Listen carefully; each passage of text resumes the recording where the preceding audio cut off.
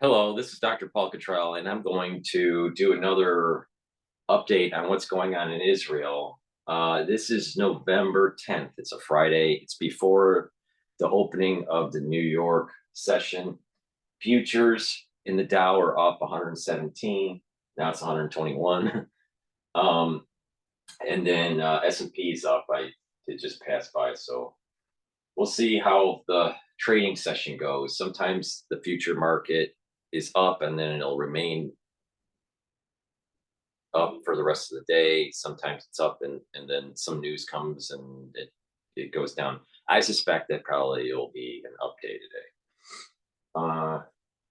So now let's see if we can get this thing to cycle right here. Hold on. Okay. So what I'm going to do is do this area. Also, this morning, Israel said 37 of their. I'm going to do I'm going to do 4 videos in this video, and then probably do another video dropping into Al Jazeera Live. But I'll be following Al Jazeera Live, and if anything that's really breaking, then I'll jump back in. So Fox News is talking about the 3 Gaza hospitals, right? And casualties did increase for the IDF. I think it's at 37 now. Deaths. So let's begin the recording here. S&P 500 is up 15 points. Let's get an update on the war from Trey, reporting live from the ground in southern Israel. Trey. Yeah, hey, Todd, Carly, good morning. We know the battles inside Gaza rage on behind me. Israeli forces are reportedly surrounding 3 separate hospitals in the northern part of the Gaza Strip, where they say Hamas militants are hiding. I do want to show you the level of destruction behind me, though, here along the northern part of Gaza. We've been watching today as the Israelis renew their strikes against this area. Also, this morning, Israel says 37 of their soldiers in total have been killed in the battles since the ground portion of this operation began. Now, overnight, Israel pushed deeper into Gaza. They say they were targeting Hamas's elite Nukba forces that participated in the October 7th massacre.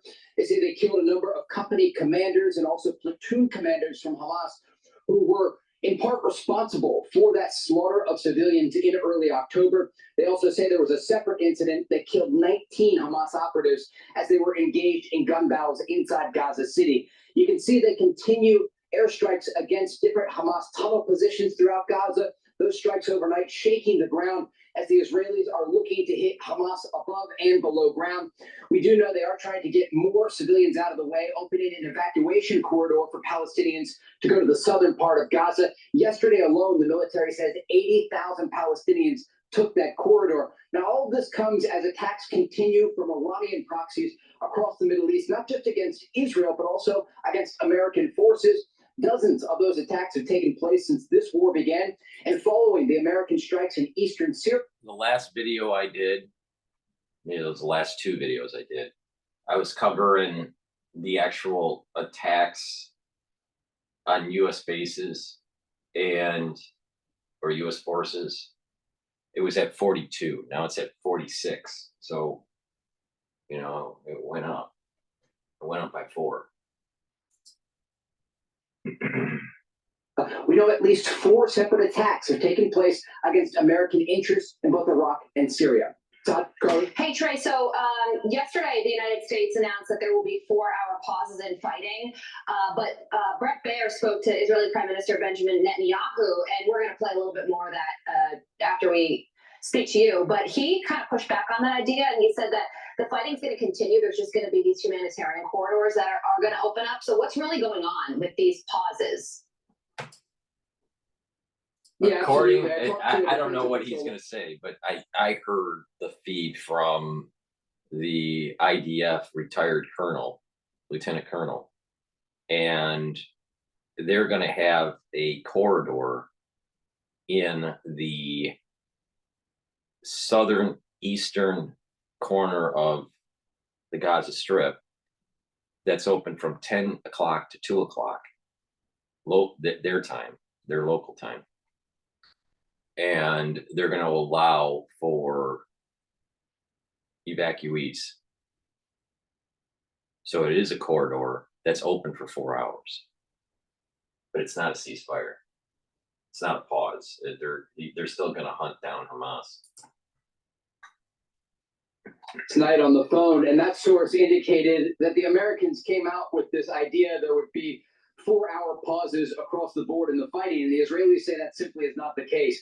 They are calling this basically a tactical pause that will be implemented not across the Gaza Strip, but only in certain neighborhoods with one goal in mind: to get more civilians out of the way. Now, one part of this that we should note: the Israelis, as I said, have surrounded hospitals in the northern part of the Strip. We understand there are still civilians being treated in those hospitals. That's not what the lieutenant colonel. I'll be playing the lieutenant colonel's feed, so that's not what he said. So I think his information's wrong. Okay, a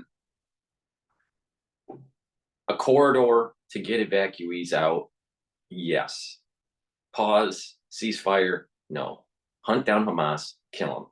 When I show you the video that the Israelis have showing and how embedded they are with schools and hospitals, playgrounds, you're going to say the same thing. People, again, this is another data point that's going to be coming out in this video that shows on how the ultra-liberal and the ones that are against Israel, they're going to eat their tail, because God is giving you enough rope to, to be on the right side, and you keep on going against Israel, and you keep on going against, the push to try to destroy Hamas, Hezbollah, and Iran. You're going to be on the wrong side of history. It's all right. It's okay, because there's lots of stupid people out there that are on the wrong side of history. All right, so this is before I get to the IDF. This is General Keane. General didn't learn in war yet. All right, but he is. I think he does have some wisdom that people need to pay attention to. Mentor, dear friend, General Jack Keane, retired 4-star general, chairman of the Institute for the Study of 4-star Fox News strategic analyst and Presidential Medal of Freedom recipient. I was in the room when he got it many years ago. General Keane, it's always wonderful to see you, sir. I think he has wisdom, but again, I'm being very critical with the military, right? The United States military has too many participation medals, too many things that the generals are given, and they don't win a war. And when they don't win a war, they should be ostracized.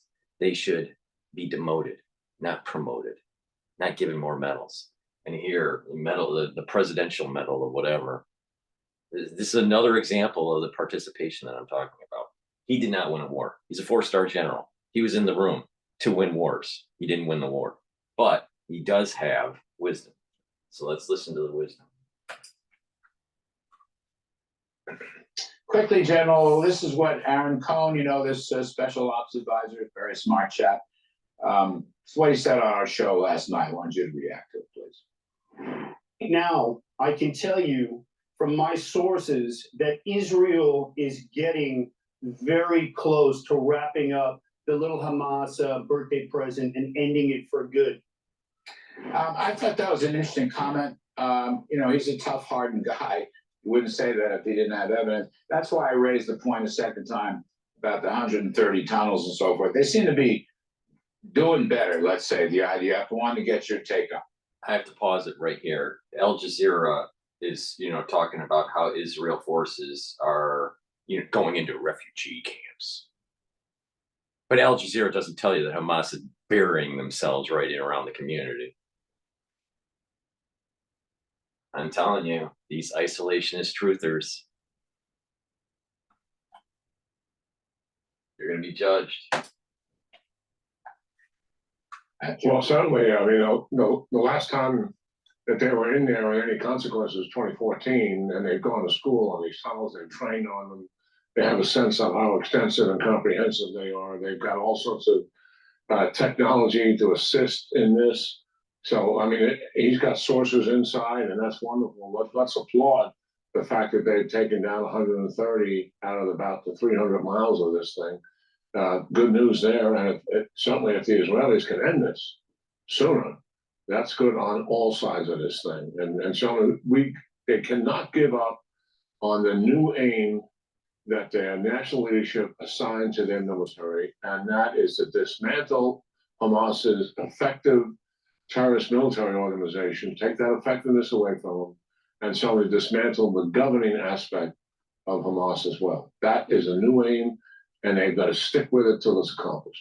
Do you think, I mean, I think it's a mistake probably to raise expectations too high about, you know, rapidly doing the job and this and that and the other thing.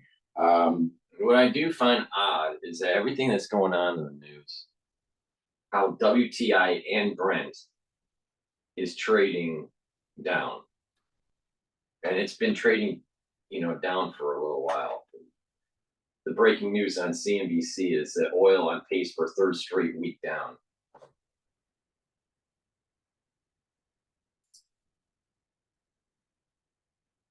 You still think it's going to take a while to get this job done using this new mission, this new aim you spoke about? It's going to take a while. Yeah, what they can't do is leave like they've done before, where they've set Hamas back a number of years because they killed so many leaders and the fighters and the infrastructure.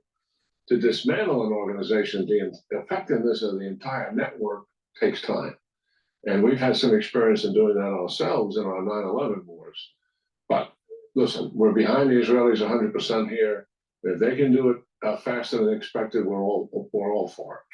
Let me turn to the issue of appeasement versus deterrence. I don't know. Look, you're the general. I'm not. I grow weary. I think these are inadequate. If they are becoming more efficient at destroying these tunnels and hunting down Hamas, then I think that's another data point that showed that blessing with Hashem onto the IDF forces to be able to root out Hamas.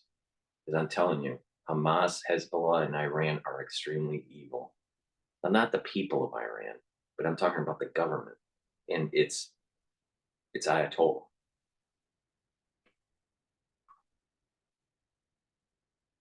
This is biblical, what's going on here. If we don't do it right, more of mankind is going to suffer. Bond says, I just saw another Fox contributor, a former military man, say the same thing. Why aren't we hitting harder? Why are we hitting terrorists? Because they're pussies. Well, a couple things here. We've got to recognize Iran's strategic objective is to dominate and control the Middle East and the flow of Persian Gulf oil. They have said that since the early 80s, 43 years.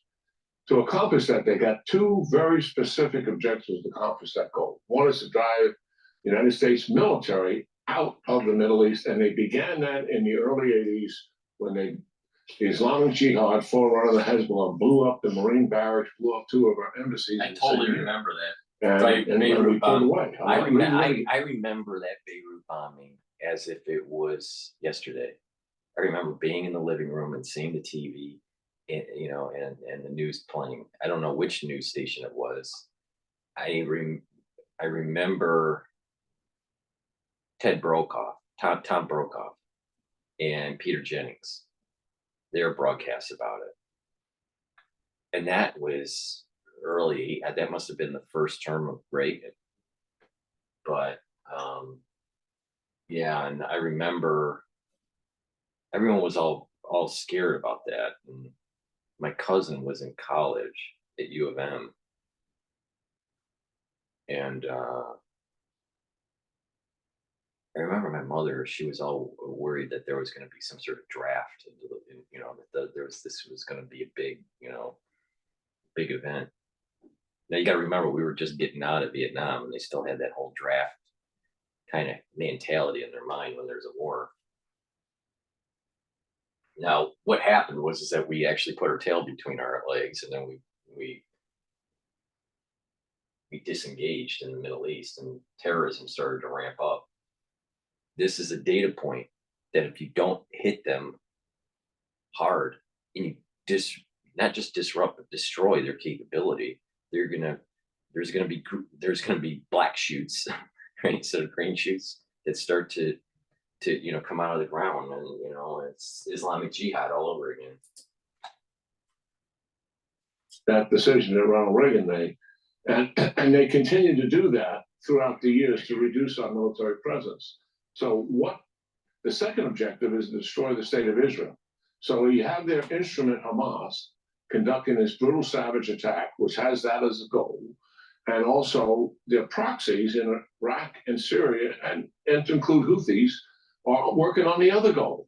Let's get the military out of the region. What they want is people in the United States to question, why are we still in Iraq? Why are our troops at risk? I thought we did that a few years ago. They want that kind of growing up inside the American political system, and that is to their favor.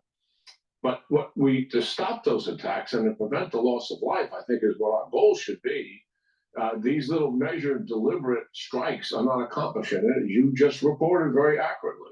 If there is still capability there in Iraq and Syria that we can deal with and take that capability out, in other words, the instruments that they're using to attack us, and we can get access to it, do it.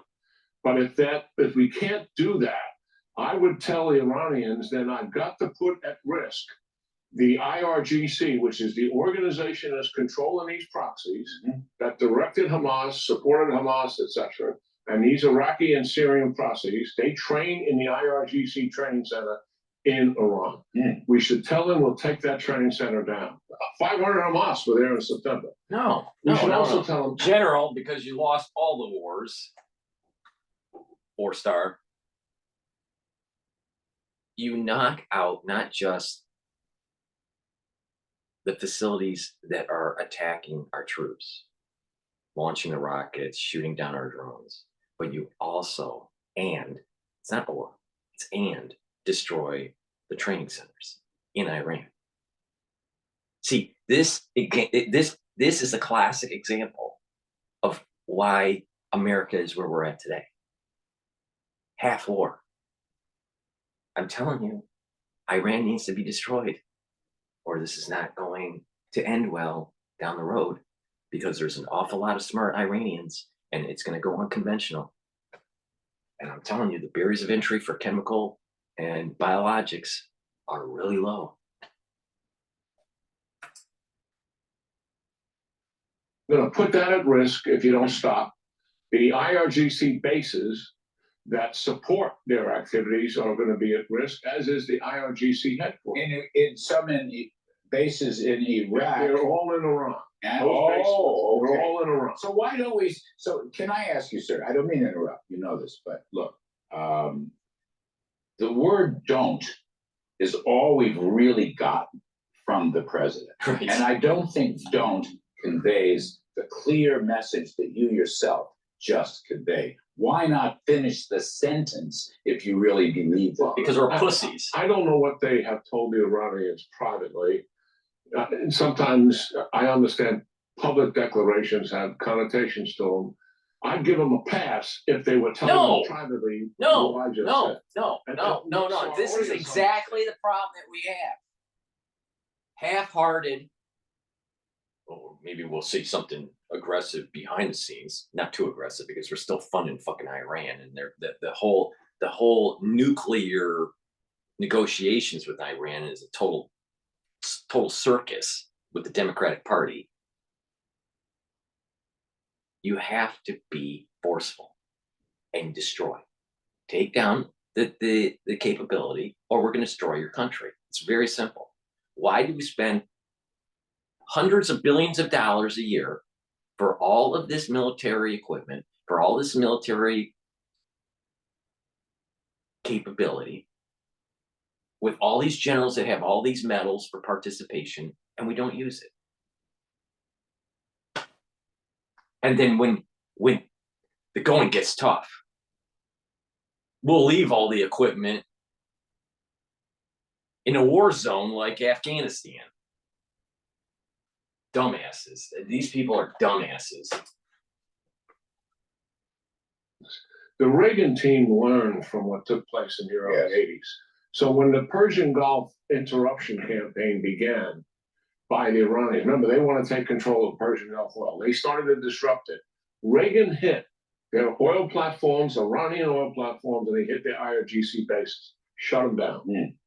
When the Iranian proxies, again, were hitting our bases in Iraq and Syria and doing damage to our people, President Trump, as opposed to just dealing with the proxies themselves, he went after the man in charge of the IRGC who was directing it and had him killed.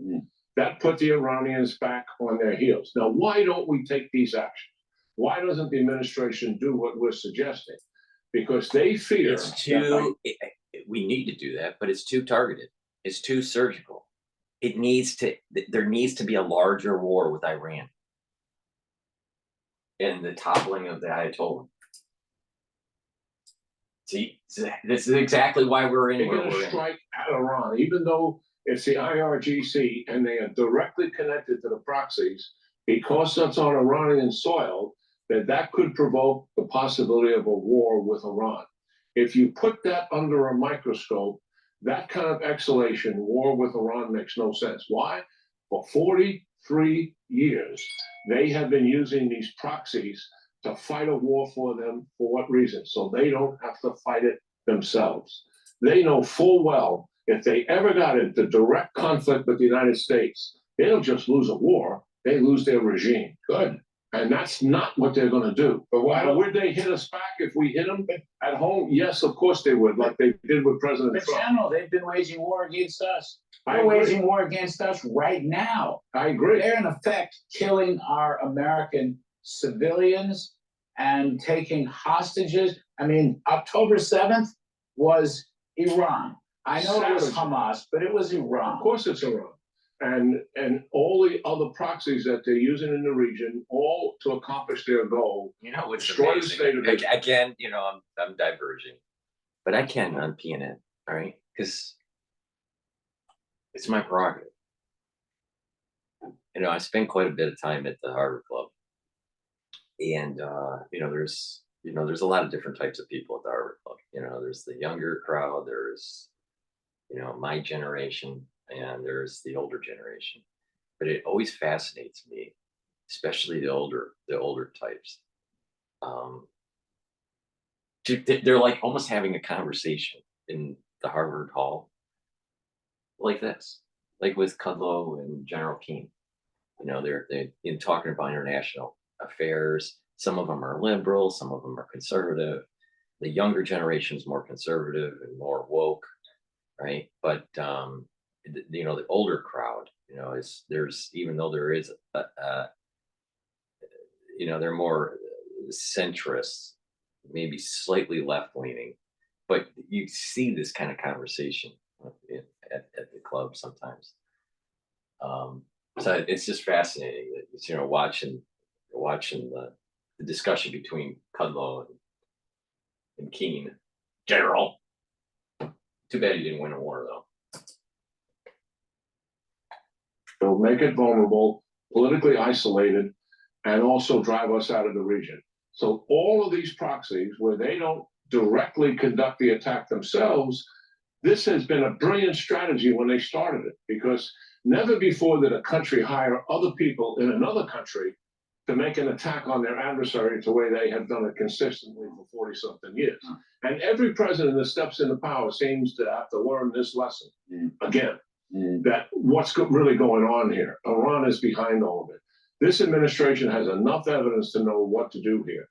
They are paralyzed by the fear that they believe that their actions will escalate and we'll be at war with Iran. I don't believe the evidence for 43 years supports that. All right. We'll leave it there, General Jackson. Thank you, sir. Good talk. All right. So now what we're going to do is we're going to play the Israeli daily update. This is Israeli Defense Force.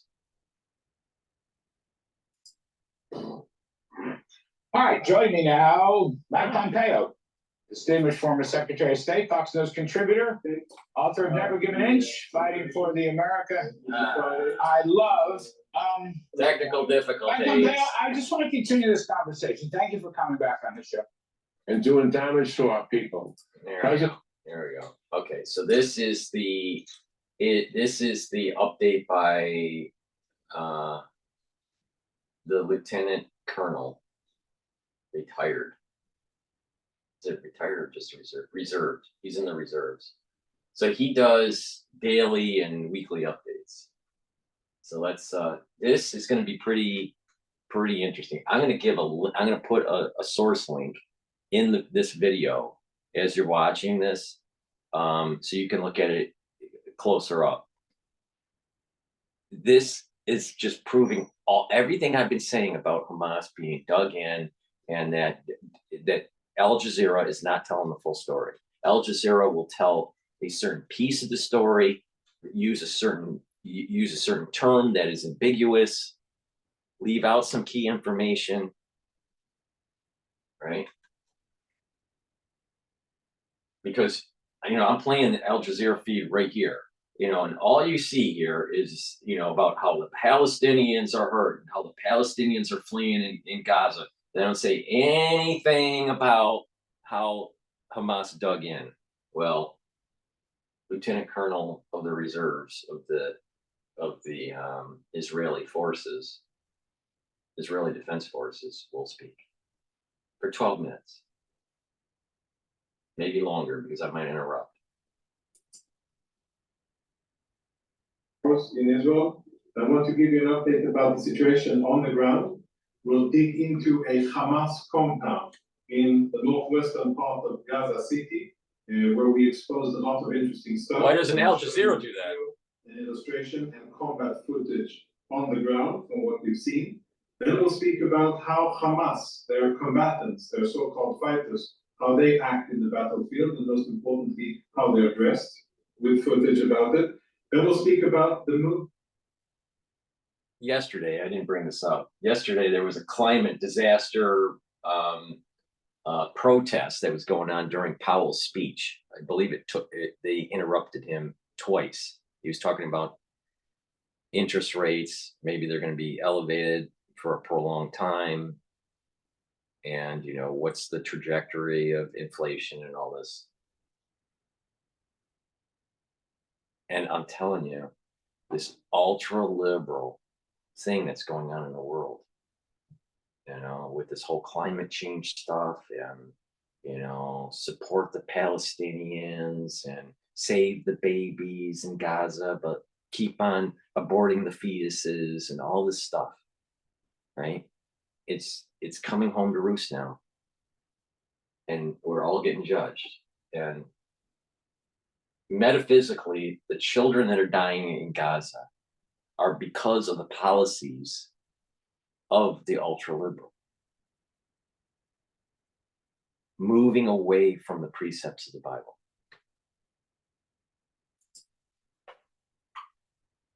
From civilians, the continued evacuation of Palestinian civilians from northern Gaza towards the south with videos, and we'll end with talking about the humanitarian aid that is flowing into Gaza from the south, and proof of what we're doing. Let's start with looking at the northern part of the Gaza Strip, the main area of combat operations at this time. Our troops are in various locations in and around Gaza City, attacking Hamas infrastructure, hunting Hamas commandos, and taking the battle to Hamas in various locations. I want to zoom in on this area here, which is where a rather important Hamas complex was located. You see, I'm zooming in on the area, which is basically between Jabalia here and Shati. In this area, we're going to zoom in, and then I'll show you what our troops did and what we uncovered. This is the area, okay? That's the area that we're talking about. Now I'll show you a illustration of what we saw. Again, I'm going to have the link of this source file under the description of this video so you can see it for yourself. But I'm telling you, Al Jazeera is not telling the full story, and Hamas is really dug into that society. And all these people that were Israel, anti-Jew about this whole situation, they don't know what they're fucking talking about. inside. Now, what you can see here is an illustration. I'll go at it from the beginning so that everything's clear. This is an illustration of the area that I'm showing you on the other side. Basically, what we have here is an entire compound in a rectangular shape where there is a co-location of military components of Hamas, like intelligence headquarters, weapons storage, manufacturing sites, and underground facilities, to name but a few. And then co-located just next to schools, clinics, mosques, and everything that is supposed to be off the battlefield.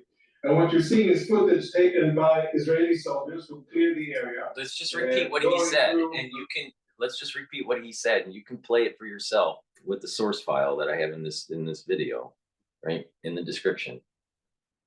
Hamas is putting military capability and manufacturing and tunnel systems and underground facilities, as the term he used, right next to civilians.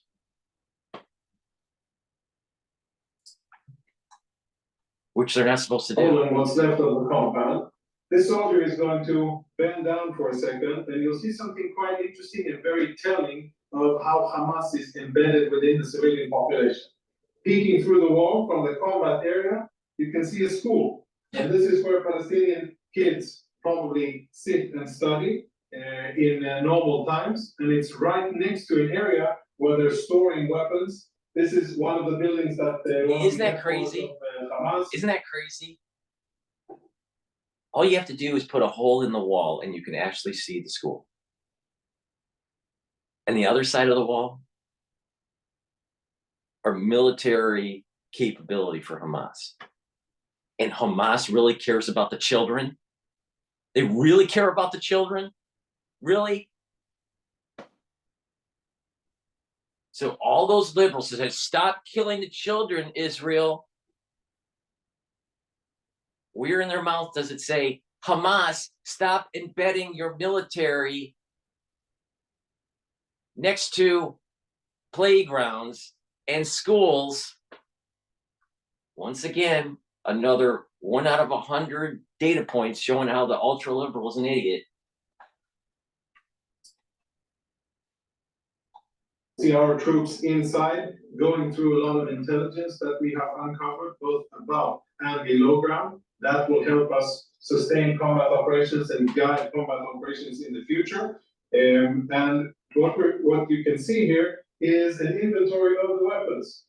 Different types of rockets and mortars, different types of launchers, other types of explosives, weapons, and this is only what the stuff that Hamas couldn't take with them as they were fleeing when we actually conquered the area. So mind you, I'm sure that there were many other types of advanced weaponry that they simply took with them. And here are our soldiers assessing the situation inside that same very compound. Commanders from the Israeli Givati Brigade assessing and planning future operations, having taken one Hamas stronghold and planning to take the next one. And again, an aerial zoom out and illustration of the compound. Military in the middle of civilian houses, military training area, and of course, other compounds belonging to Hamas.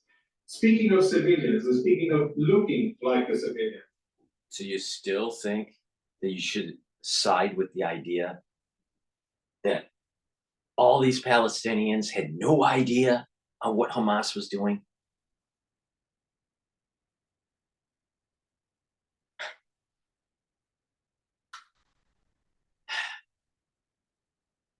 I'm telling you, man. I'm telling you. The world is being judged. Futures market's up right now. I'll show you footage by, this is the Islamic Jihad, Salat al-Quds. Have a look at these combatants here. I'll zoom back and we'll zoom in on how this guy looks. He's carrying an RPG, he's clearly on his way to fight, he's looking for Israeli tanks. When I look at this guy, he looks very much like a civilian. Without the RPG, he's only a civilian. Now, when this guy meets his maker, and he will meet his maker, maybe he already has, but Hamas and Islamic Jihad doesn't show that. But once that happens, how do you think he will be classified? As a combatant under the list of Hamas and Islamic Jihad combatants, fighters that are being killed in the Gaza Strip? Or will this be yet another civilian casualty that the Hamas-controlled ministry? Al Jazeera doesn't give you that tally. They just lump it all into as one big civilian casualty number. They don't tease out military versus civilian. You know why? Because Hamas has embedded itself within the civilians. People need to wake up. People need to wake up, man. Ishmael and Esau are animals. Animals. Of Health will write that another civilian was killed and therefore 10,000 civilians have been killed in Gaza.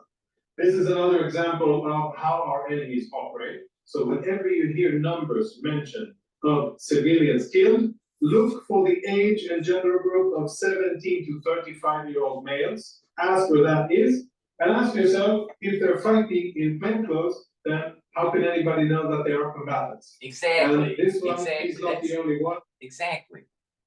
I mean, I'm telling you that. Like I said, the liberals are going to start eating their tail when they start seeing all the data. He goes on to fire RPG. He's not alone. His friends are with him, and they are in civilian gear as well as they are running and fighting with our troops. And the examples of this is a movie released by Hamas. Then also in civilian clothing, again, we'll zoom in, shot against the sun, but we can zoom in and see civilian clothing. They have military vests on them, which can be taken off. Here's a guy shooting, filming, and he's in civilian gear. And the guy running around with the RPG is in civilian gear. So is this one here. Again, looking like civilians, but acting like combatants. In one frame, really the story of Hamas abusing civilian and protected status in order to fight against us. Now let's speak about evacuating non-combatants, civilians from the battlefield. As we remember, we've been on the ground with Israeli ground units almost for a week. We're fighting in northern Gaza, focusing on the center of gravity of Hamas, but we are trying to distinguish between combatants, Hamas and Islamic Jihad and others, and non-combatants, the civilians. And we prefer the civilians to be out of the combat area because they aren't our enemy, and we're not trying to hit them or strike them. And we would rather they not be here. Out of approximately 1.1 million people who lived in this area before, almost 900,000, that's our estimate, almost 900,000 people have evacuated over the last 2 weeks from northern Gaza, south of Bani Gaza here, into relative safety where there is access to water. Now, this is an important number. You know, one, how do they know that it's 900,000 versus the 1.1 million that live there? Okay. That has never been conveyed in, that I know of, in US media, nor on Al Jazeera or France 24. I haven't heard that number ever. Now, you know, you can estimate based on taking, you can estimate by taking samples of a local environment, see how many people are still there and extrapolate out, you know, for the population. That's just regular statistics. So I just, you know, I wonder on how Israel got that number. It seems awfully high, the number of people that actually evacuated, to be 900,000. I would have thought that it would be around 500,000. But nowhere, even if 500,000, you still don't hear that number anywhere. Right? So what's the real number? You know, how valid are the statistics in trying to estimate how many people have actually evacuated? Because they're not counting people. So they're probably doing sampling, random sampling of the locations and see how many people are still there. But the more that leave, the better. But the thing is that whole area needs to be cleaned out, and the Hamas tunnels and, the militants need to be destroyed. As he says, meet their maker. He'll go into the corridor where Trey from Fox News seems to be wrong. Humanitarian aid, medicine, and food. Now, since the fighting started, there's more fire and there's more fighting on the ground. There's more danger to civilians. What we are doing today, and we've done that for the last 5 consecutive days, is to open what we would call a humanitarian corridor.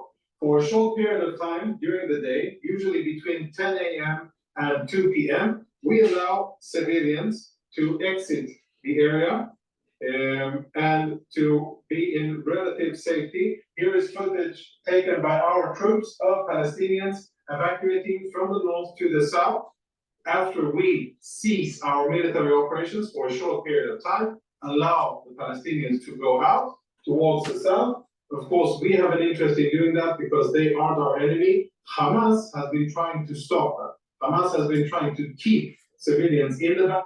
I've been watching a lot of video on this crisis, all right? A lot. And I'm telling you, nowhere, no station has said that Israel has opened a corridor for people to evacuate safely for 5 days now. Nowhere. You've heard they've been told to evacuate. You've heard, right? You've heard, well, let's do pauses, and the White House is trying to, negotiate some sort of pause or ceasefire, and then they backtrack and said it's really a pause. And then Netanyahu said there's going to be no pause, and there's just going to be corridors. And they've been doing the corridors for 5 days, but you don't hear.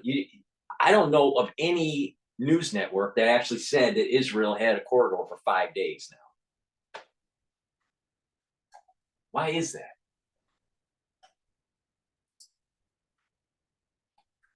Why? Because they want these poor Palestinian civilians who probably don't have anything to do with the fighting to stay where they are, so that Hamas can use them as their human shields and be a layer of protection above where Hamas is hiding underneath the ground. We don't want that to happen. We are not trying to kill civilians, and the civilian population is not our enemy. And therefore, we are calling on them to evacuate. We stop operations, which from a tactical perspective isn't great, because when you're in fighting, you want to keep relentless pressure on the enemy. But we are balancing these two things, and we say no, we'll wait, we'll allow people to go out so that we can continue fighting afterwards and endangering less civilians in the battlefield. I only wish Hamas were as tolerant and careful about civilians as we are. Speaking about civilians and humanitarian aid, this is aerial footage of trucks that are driving on the Egyptian side after having been cleared from a security perspective on our side, making sure that there are no weapons and contraband going into the Gaza Strip. But these trucks coming from Egypt with American assistance and facilitated by different NGOs, the UN, and Red Crescent and others are on their way into Gaza. And there's a steady increase in the amount of trucks that are coming into Gaza. We're around 100 trucks per day and more. They're bringing food, medicine, water is being supplied with trucks, and also through pipelines from Israel. I bet you didn't hear that on mainstream media, right? But anyhow, the trucks are coming in, and in southern Gaza, there is a lot of humanitarian. Amnesty International on Al Jazeera never mentioned that water's coming from Israel through the pipeline. They only focused on the trucks. Is the situation great? Maybe people will write in the comments that they're suffering in the south as well. I agree. The situation in the south isn't the best conditions on earth, but it is much better, safer to be in southern Gaza than it is to be in northern Gaza, where main combat operations are going on here in Gaza City.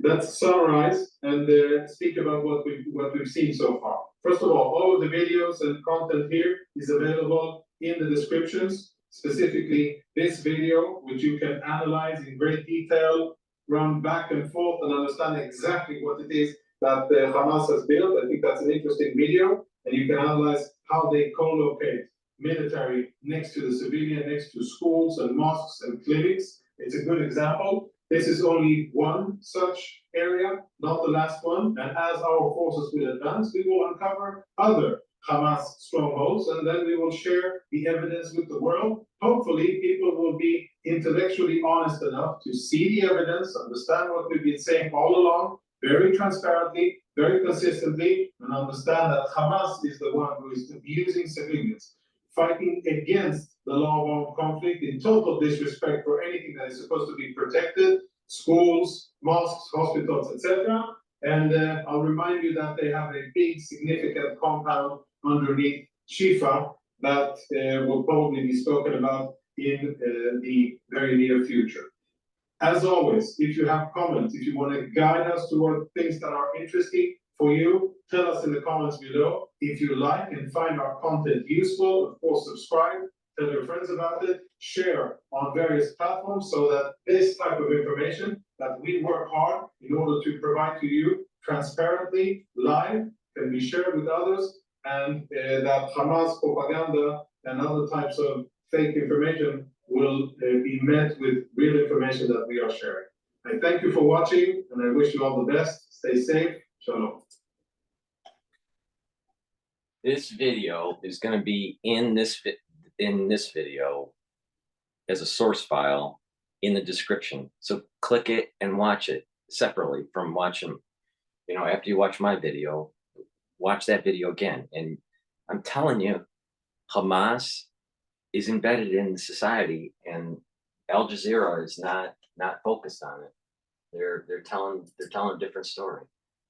Okay, so that's Israeli. Okay, so those are the three videos that I wanted to really focus on for this video. Please subscribe to my 6 channels. I have 3 channels on YouTube. I have Rumble, Bitchute, and Brighteon. Please subscribe to all 6 channels. I do a premiere on YouTube, and some people aren't getting the notification until after the premiere, or they'll get it in the middle of the premiere, like, halfway in. There's censorship that's going on, okay? So just, subscribe to all 6 channels so you can get some way, somehow you get content. Also subscribe to my X feed, all right? Twitter, right? So the X feed. What I'll do is I'll put in there, oh, I'm playing now, so you'll get a notification. You'll know that there's something new, kidding. So we got to get around censorship, all right? But it's a problem. It's been a problem for 4 years, and it's amazing that I've been able to survive this long. But please subscribe to all the channels, and also tell your friends, your social network, to subscribe to my channel so it can accrete, because the censorship, all right? Every time I do a video on the big channel, YouTube's algorithm knocks down a certain number of subscribers, all right? So for me to give you information, I'm actually bleeding subscribers because of the way they're doing the censor, all right? And if you don't believe me, you can, there's analytics that you can, that are out there that can prove my point, all right? So please make sure that you go and subscribe to all my channels, especially on YouTube, all right? And help support my work by going to my website, the-studio-reykjavik.com. All the links are in the description for the channels and for the website. And donate. It's on the homepage at the very bottom. You can donate through Stripe or PayPal. You can also donate through Buy Me a Coffee Link is in the description of this video. And you can help support my work on Patreon. You can subscribe, as a paid member and help support my work. All my work is for free. I put nothing behind a paywall. Everything I say is on these channels, all right? Or on my website, or, on Twitter, or, X, everything is free. I'm not a type of person like you see in the truther community, right? They'll do a little snippet and then put it behind a paywall because they want to monetize you. All right. My feeling is that there's information that's really important to help with your health. There's information to understand this crisis, because this is a world-changing event that's taking place, just like the other crisis that we just went through is a world-changing event, right? To get people informed, to get people prepared, to get people to understand what is going on, all right? So you have to question the people that go, well, I'm just going to put stuff on it. I'm going to give you a snippet and I'm going to put stuff on a paywall. You can't trust these types of people, because all they're doing is trying to monetize you. And you want information, but the market's open. But but you want also to try to support people like myself to be able to get you free information. You can support them through donations and being a Patreon subscriber and all this, right? Or you can also go to my store and get the health products that actually improve your health. So it's a win-win. You're helping to make sure that you're boosting up your health, and you're also providing the means for new content to be free for everybody. So, I mean, it's a win-win for everyone when people support people like myself, right? I'm not going to put stuff behind a paywall, all right? It's important for you to get the information free, but it's also important for you to realize that it takes time to do this. It takes money to do this, and that support is needed. So please support my work by donating, by subscribing, by sharing the links, and by going to my store and getting the health products that will boost your health. All right. It's not just pushing a product. If you listen to the protocol and you follow my advice, you're going to get healthier. To neutralize pathogens, take Max 35 every day. What I do is I take a teaspoon of it every day. If I'm not feeling well, I'll take a tablespoon or two. Turmeric. It brings down inflammation. It's also an antioxidant. This is part of the protocol. When you bring down inflammation, you'll actually age slower. Clarity factor. This is going to help those neurons to continue firing and get those dendritic connections maintained and actually improved. What that means is that you're going to actually be smarter. What that means is you're going to be able to concentrate on your work and your school. I take this twice a day. I take it in the morning. I take it in the mid-afternoon. Some people just take it in the morning. Take this on a regular basis to improve your cognitive function. It's way better than anything that Alex Jones sells. Ashwagandha controls your blood glucose levels. It'll bring down that inflammatory response, a key component for the anti-aging protocol. To improve your lipid profile, make sure that you take omega-3. What does that do? By having the proper lipid profile, you're going to actually reduce cardiovascular disease.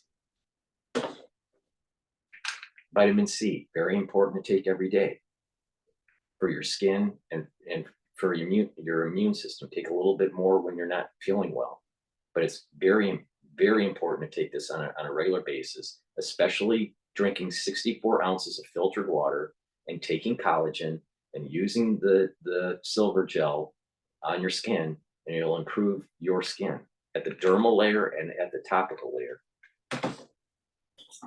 Magnesium and zinc. You need this every day, but if you're not feeling well, you need a double dose of this. So go to the store and get your magnesium and zinc. We're going through the cold season. Silver gel. This isn't a dispenser. This is a 35 ppm, parts per million structural nanosilver. You apply this on your skin as a skincare. You can apply this on your skin to neutralize pathogens so you basically put it on your hands, you put it around your mouth, your nose, your ears, your eyes, right? And what will happen is that you're reducing the chances of getting sick during the cold season. But it'll also help if you apply it on your skin right before you go to bed and keep it on there and then exfoliate in the morning. It's actually going to improve your skin, especially when you follow that skin protocol I just mentioned. Lignans. This helps to boost your immune system and helps to get the proper hormonal health for males and females. This isn't a powder.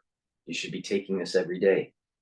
Please go to my store, the-studio-reykjavik.com, and boost your immune system. When you boost up your immune system, what do you think happens to your immune system to be able to fight cancer?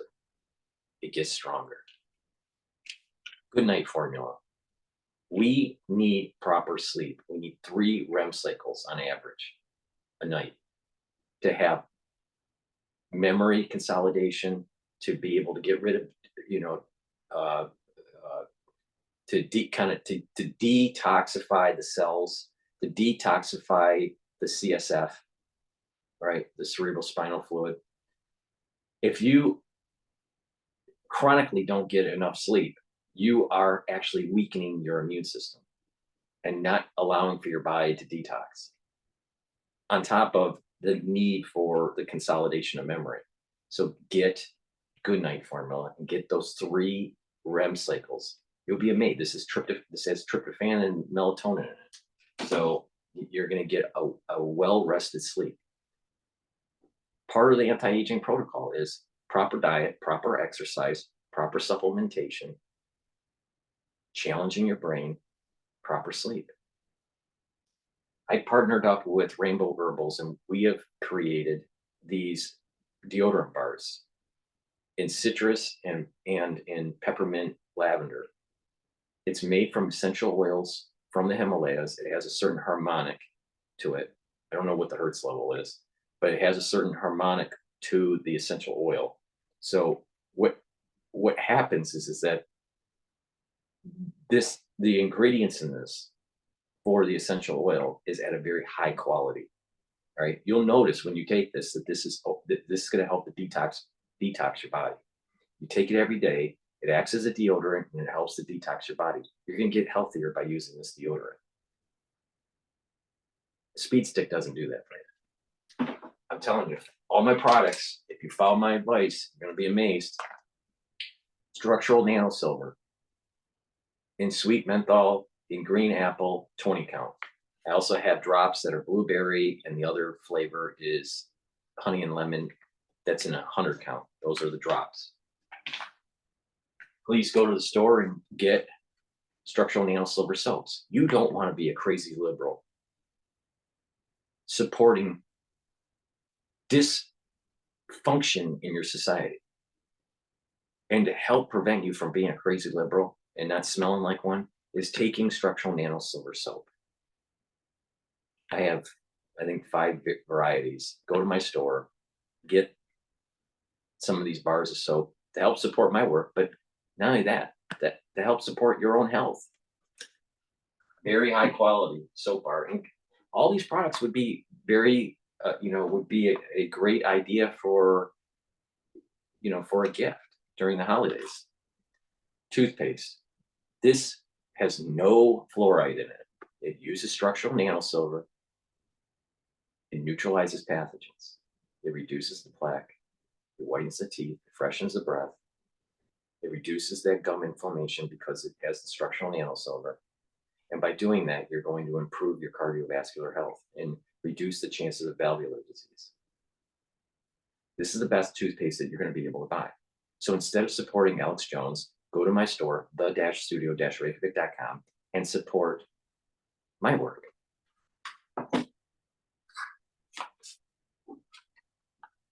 Another version of the silver gel. This one's in 24 ppm. Apply this on your skin every day and you'll improve, especially if you follow the collagen protocol. In addition, It'll neutralize pathogens if you follow what I just said and how to apply it. I have 2 ounce, 4 ounce, and an 8 ounce variety of C60 in coconut oil and in avocado oil. This one happens to be coconut, which is the 2 ounce. I take this every day. It's a very, very strong antioxidant. It works well by itself, but it works even better when you follow the protocol. All right. This brings down the reactive oxygen species, improves the mitochondrial health, and it boosts up your ATP. When you do that, you're going to get healthier and your immune system's going to get better. Because what this is doing is that it's bringing down that reactive stress, the reactive oxygen species stress in the cell. Not only that, it'll reduce the oxidative LDL. So if you actually follow the protocol that I've been saying in other videos about how to reduce plaque in your blood vessels, this is a big component of it. So why don't you go to the store, get the C60, and bring down that reactive oxygen species? You're going to slow down the aging process, especially when you take the liquid nano silver every day, teaspoon a day, the max 35. Take the C60, take a teaspoon every day, and take turmeric and ashwagandha every day to bring down the inflammation. And then you add stuff, like the multivitamins and the B complex and the probiotic and, the digestive enzymes and the collagen, right? But the core is C60, max 35, turmeric, and ashwagandha. You follow this protocol and you're going to age slower. I am older than Alex Jones, all right? Alex Jones looks 10 to 15 years older than what he should be.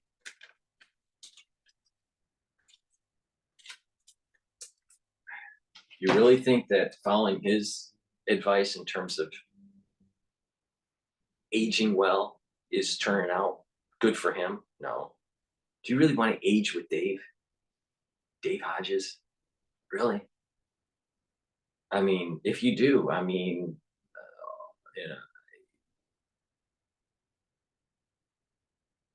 I can't stop you, but I just don't think that's the right path.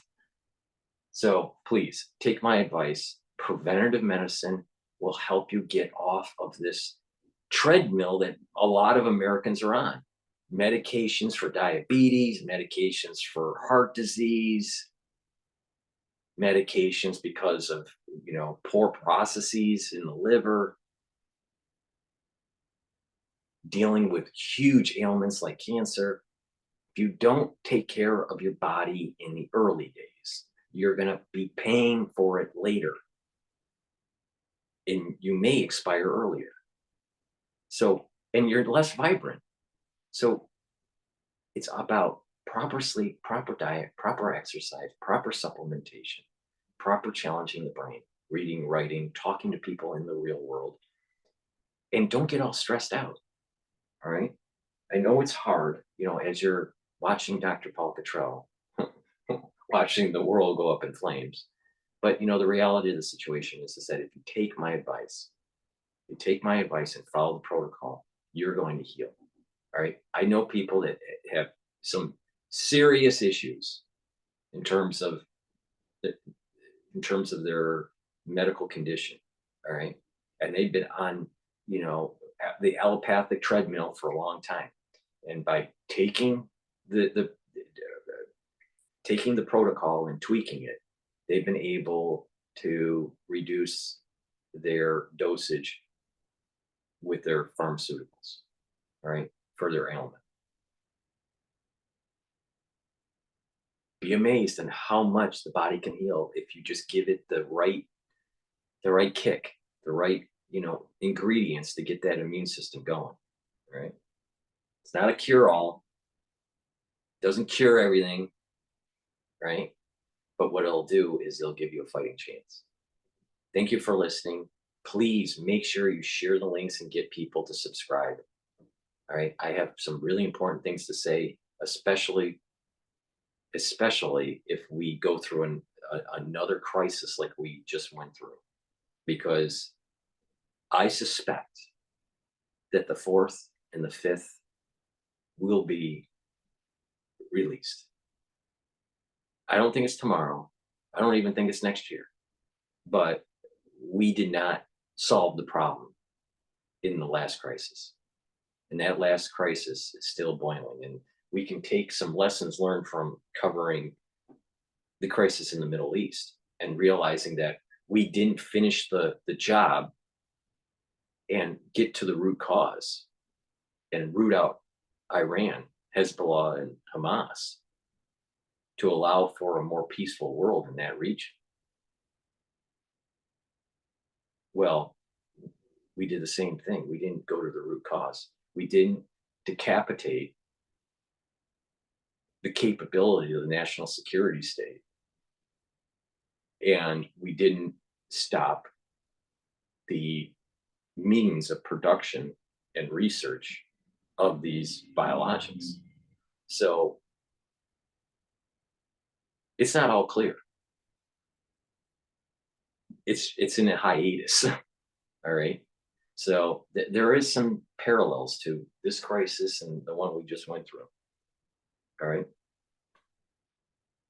Thank you for listening. I'll do another video on some of the live feeds that are going on with Al Jazeera, France 24, and some of the other stations. Thank you for listening. Have a nice day.